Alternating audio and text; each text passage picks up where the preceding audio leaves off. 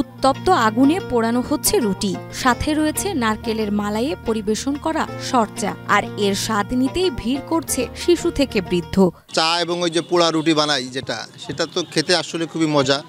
ওই রুটি আর চা একসাথে মিলায় একেবারে পারফেক্ট হয়ে যায়। ফ্যামিলির সব লোক যারা, আমার স্বামী, আমার দুটো সন্তান নিয়ে আসছি।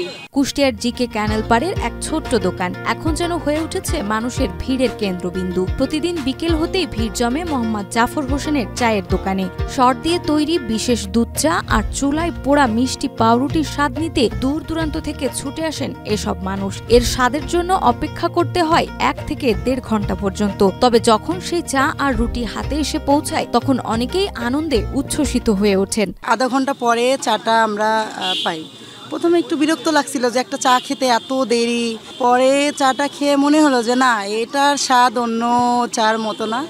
ঠিক আছে, প্রথম দিন আসছি একা, ফ্যামিলির অন্য মানুষ নিয়ে। আজকে আবার হাজব্যান্ডকে ঢাকা থেকে নিয়ে আসছি এখানে সেই চাটা খাওয়ার জন্য। এখানে চা খেতে এসে অনেক ভালো লাগছে, কিন্তু আসলে অনেকক্ষণ ওয়েট করা লাগছে। চায়ের স্বাদ অনেক ভালো, অনেক সুন্দর লেগেছে। এলএমই সার্টিফাইড বিশ্বসেরা কপারে তৈরি ওয়ালটন কেবলস, যা আপনার স্থাপনাকে রাখবে সব সময় নিরাপদ। জাফরের তৈরি চায়ের স্বাদ একেবারেই আলাদা। খড়ির চুলায় ঘন্টার পর ঘন্টা ধরে দুধ জাল দিয়ে প্রস্তুত করা হয় এই বিশেষ চা। টানা 8 থেকে 12 ঘন্টা জাল দিয়ে লাল করে আনা দুধ থেকেই তৈরি হয় ঘন শর্ট, যেটি দুধ চায়ের সাথে মিশিয়ে তৈরি করা হয় জাফরের স্পেশাল শর্ট চা। সঙ্গে পরিবেশন করা হয় পোড়া মিষ্টি পাউরুটি, যা চুলার আগুনে পুড়িয়ে গরম গরম পরিবেশন করা হয়। দুধ আপনার হচ্ছে প্রত্যেকদিন 80 কেজি 100 কেজি।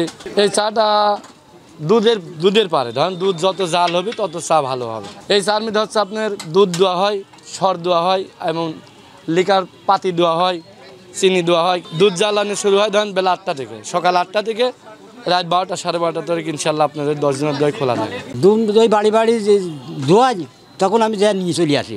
জাফর এই দুধ সে জ্বালায়া চা বানায়। জাফর কুষ্টিয়ার লাহিনী পশ্চিম পাড়ার বাসিন্দা। প্রায় 10 বছর ধরে চা বানিয়ে বিক্রি করছেন। শুরুটা হয়েছিল বাড়ির ছাদে চা বিক্রির মাধ্যমে। পরে দুধ চায়ের প্রতি মানুষের চাহিদা দেখে নতুন করে শুরু করেন শর্ট চা ও পোড়া রুটির বিক্রি। কয়েক বছর আগে জিকে ক্যানেলের পাড়ে টংঘর তৈরি করে মনোরম পরিবেশে শুরু করেন তার এই বিশেষ চায়ের দোকান। এরপর থেকেই তার নাম ছড়িয়ে পড়ে চারিদিকে। 2010 সালের থেকে ব্যবসা শুরু করেছিলাম। শুরু করে টুকটাক করে করতে করতে করোনা এসে গেল। করোনার মাঝখানে কিছুদিন বন্ধ ছিল, করোনার পর ফের শুরু হয়। জাফরের যে চায়ের দোকানটা, এখানে রুটি পুড়ানো, সুস্বাদু মালাই দুধ চা কুষ্টিয়ার জন্য বিখ্যাত। প্রতিদিন প্রায় 80 থেকে 100 কেজি দুধ জাল দিয়ে 6 থেকে 8 কেজি ঘন দুধ তৈরি করা হয়। এই প্রক্রিয়ায় তৈরি দুধ, স্বর আর ঘ্রাণে যেন লুকিয়ে আছে জাফরের সাফল্যের রহস্য। প্রতিদিন গড়ে 10 থেকে 12 হাজার টাকার চা ও রুটি বিক্রি হয় তার দোকানে। মাস শেষে বিক্রি দাঁড়ায় 2 থেকে 3 লক্ষ টাকা। জাফরের এই আয় থেকেই চলে সে সহ তার 4 কর্মচারীর সংসার। আয় ধরেন সবাই বাচ্চা দিয়ে যায় থাকে, আলহামদুলিল্লাহ থাকে।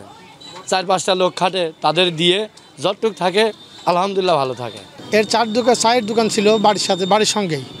ওখানে থাকার পরে যখন লোক জায়গা দিতে পারছে না, তখন পরবর্তীতে সিদ্ধান্ত নেয় যে জায়গাটা একটু সুদৃশ্য বড় করার জন্য, যার পরিপ্রেক্ষিতেই এই ক্যানেল ব্রিজের উপরে চায়ের দোকানটা করে। অর্ডারের চাপে কখনো কখনো নিজেই মেশিনের মতো হাত চালাতে হয় জাফরকে। তবে ক্রেতাদের সন্তুষ্ট মুখ দেখে তিনি খুশি, আর তার সেই খুশি যেন ছড়িয়ে পড়ে চায়ের কাপ, পোড়া রুটির প্রতিটি কামড়ে। নাজমা, মাই টিভি।